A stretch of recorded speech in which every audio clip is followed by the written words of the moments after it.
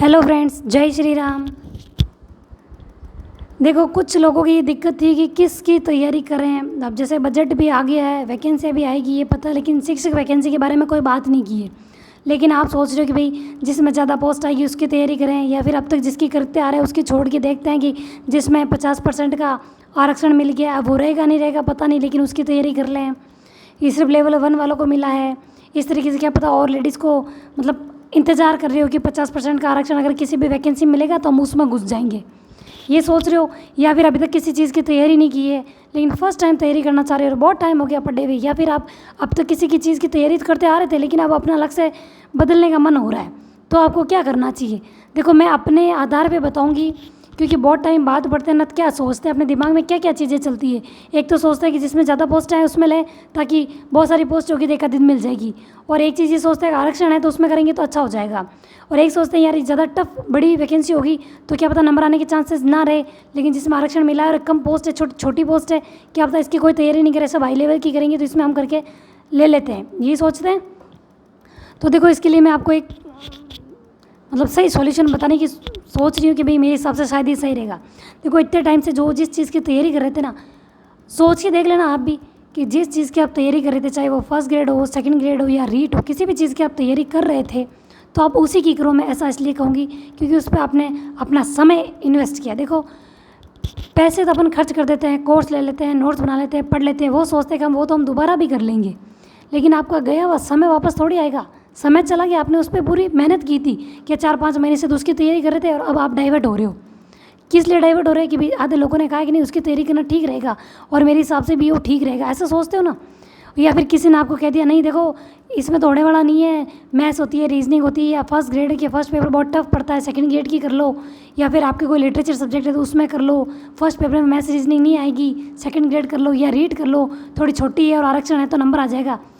आप अपना डिसीजन खुद लोग आप क्या कर सकते हो। और इतने टाइम से जिसकी तैयारी कर रहे हो, जिसमें अपने पैसे भी लगा दिए हैं और अपना समय भी लगा दिया है, तो आप डाइवर्ट क्यों हो रहे हो। खुद पे विश्वास रखो ना कि आप कर सकते हो। कॉन्फिडेंस, देखो थोड़ा कॉन्फिडेंस, थोड़ी पॉजिटिविटी आपके अंदर खुद के अंदर होनी चाहिए। और आप खुद दिमाग लगा के देखो, इतनी मुश्किल से तो आपने लक्ष्य डिसाइड किया था। अब जिस तरीके से जैसा बजट में हो या किसी भी तरीके से जो वैकेंसी ज़्यादा है, कि आप उसकी तरफ से चले जाओगे। आपने जिसमें ज़्यादा एफर्ट लगाया, आप ये नहीं सोच सकते कि चाहे एक पोस्ट आए तो भी मुझे वो लेनी है और मुझे करना ही पड़ेगा। आप ऐसा नहीं सोच सकते, ये भी तो सोच सकते हो ना। या फिर ऐसे ही सोचो कि ज़्यादा वैकेंसी आ रही है, चलो उधर ही चलते हैं। माना कोई एक पोस्ट तो आने वाली नहीं है, ज़्यादा ही आएगी, लेकिन सोच के देखो आप खुद, ज़रूरी है ज़्यादा वाली आपको मिल ही जाएगी। क्या पता एक पे आप ज़्यादा मतलब मेहनत करो और वही आपको मिल जाए।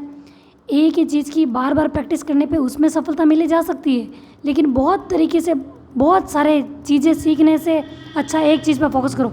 मतलब मैं ये कहना चाह रही हूँ, एक ही चीज़ की बार बार प्रैक्टिस करो तो उसमें ज़्यादा अच्छे नंबर लाए जा सकते हैं, लेकिन बहुत सारी चीज़ों की अलग अलग तरीके से प्रैक्टिस करो, क्या उसमें ज़्यादा नंबर लाए जा सकते हैं? नहीं लाए जा सकते, क्योंकि इसमें बहुत सारे तरीके अपनाए हैं और इसमें बहुत वैरायटी है। और अपने एक ही काम को बार बार किया है तो उसमें ज़्यादा नंबर लाने के चांसेस है ना। तो इतने टाइम से जिस चीज़ की तैयारी कर रहे थे उस पर करो। और हाउसवाइफ को मैं ये कहूँगी, एक ही टारगेट आपने जो बना लिया है उस पर फोकस करो, क्योंकि मुश्किल से टाइम निकाल के आपने अपनी पढ़ाई शुरू की। अब आप अपना ध्यान डाइवर्ट करोगे तो इतना वही मटेरियल ढूंढो, कोई कुछ कह देगा वो किताब पढ़ो, वो लियो, इस तरीके से इकट्ठे करोगे, फिर इसको नोट्स भी बनाओगे, याद भी करोगे, कोर्स भी लोगे, फिर टेस्ट सीरीज दोगे, वैकेंसी आ जाएगी, एग्ज़ाम हो जाएगा, फिर आप क्या करोगे? हो जाएगा आपका एग्ज़ाम तक। जब इतने टाइम से पढ़ते हुए आ रहे उसका सिलेबस कंप्लीट नहीं हुआ, वो चीज़ें याद नहीं हुई, सोच के देखो। मैं तो अपने ऊपर ही लेके देख रही हूँ कि मैं इतने टाइम से तैयारी कर रही हूँ, अभी तक मेरा कोर्स कंप्लीट नहीं हुआ, किसी में भी नहीं हुआ, ना फर्स्ट पेपर में हुआ ना सेकंड पेपर में हुआ। फर्स्ट पेपर में पॉलिटिकल एक बार रीड आउट की, दूसरी बार चल रही है, क्योंकि ढंग से आने भी तो चाहिए ना। कुछ सिर्फ रीड आउट करने से क्या होता है, कुछ समझ में भी तो आना चाहिए ना। थोड़ा बहुत समझ में आया, एक बार पढ़ा, तब दूसरी बार पढ़ा थोड़ा और अच्छा समझ में आ रहा है, तीसरी बार पढ़ेंगे थोड़ा और आएगा। तो इसमें टाइम कितना लगता है? बहुत टाइम लगता है ना। तो आप सोच के देखो, आपने टाइम इन्वेस्ट किया और टाइम है किसके पास, कब वैकेंसी आ जाए, कब एग्ज़ाम हो जाए। और देखो, ये तो फिक्स है कि इस साल तो एग्ज़ाम नहीं होगा, क्या पता अगले साल ही एग्ज़ाम हो, लेकिन इतने टाइम में भी एग्ज़ाम की तैयारी करना, सारी चीज़ें याद रखना, रिवीजन करना आसान तो नहीं है। तो जिस चीज़ में आपने एफर्ट लगाया उसी की करो, चाहे वो फर्स्ट ग्रेड हो, सेकंड ग्रेड हो, रीट हो, किस में चाहे कितनी पोस्ट हो। चाहे देखो फर्स्ट ग्रेड में 100 पोस्ट आ रही है आपके सब्जेक्ट की, और आप सोच रहे हो सेकंड ग्रेड में आपके सब्जेक्ट की 1000 पोस्ट आ रही है, तो क्या आप सेकंड ग्रेड की तरफ चले जाओगे?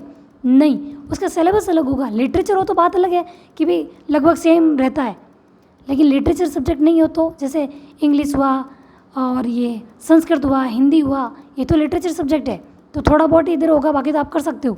लेकिन जब हिस्ट्री और ज्योग्राफी पॉलिटिकल ये वाले क्या करेंगे, एसएसटी में जाएंगे, 8 सब्जेक्ट पढ़ेंगे, फिर टीचिंग मेथड अलग से पढ़ेंगे। तो इस तरीके से करना से अच्छा है ना, एक पे फोकस करो, चाहे 50 पोस्ट आए, 100 आए या 1 आए, आप खुद उसको हासिल कर सको, इतना एफर्ट लगा दो उसमें। बार बार प्रैक्टिस करो, अगर कोर्स हो गया हो तो, और कोर्स नहीं हुआ तो कोर्स को कंप्लीट करो, रिवीजन करते रहो, बार बार टेस्ट देते रहो। अगर कोई टॉपिक भी नहीं आता है ना, तो उसकी बार बार प्रैक्टिस करने से समझ में आने लग जाएगा। जैसे मैंने एग्जांपल दे के बताती हूँ, मैंने पॉलिटिकल में सुप्रीम कोर्ट पढ़ा, और जैसा मैम ने पढ़ाया वो पढ़ लिया, लेकिन जब मैंने क्वेश्चन पेपर देखा ना, तो उसमें कुछ रीट वगैरह के बारे में बताया था।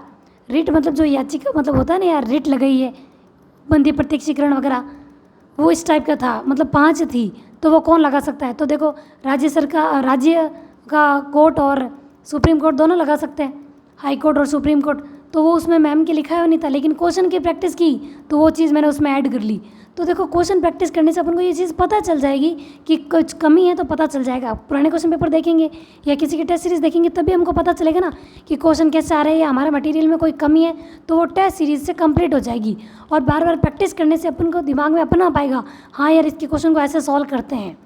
सॉल्व करने से, क्योंकि थ्योरी पढ़ने से अपन को कोई चीज़ नहीं आएगी, लेकिन ये बात फिक्स रहेगी, किसी एक चीज़ की बार बार प्रैक्टिस करोगे तो वो आपको आ जाएगा।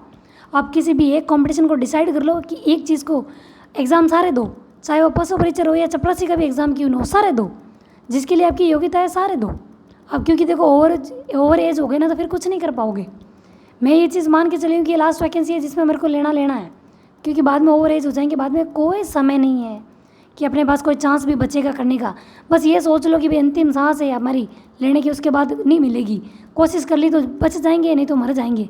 ये सोच के तैयारी कर लो, एक चीज़ डिसाइड करो, एक ही चीज़ की बार बार प्रैक्टिस करो और तैयारी करो।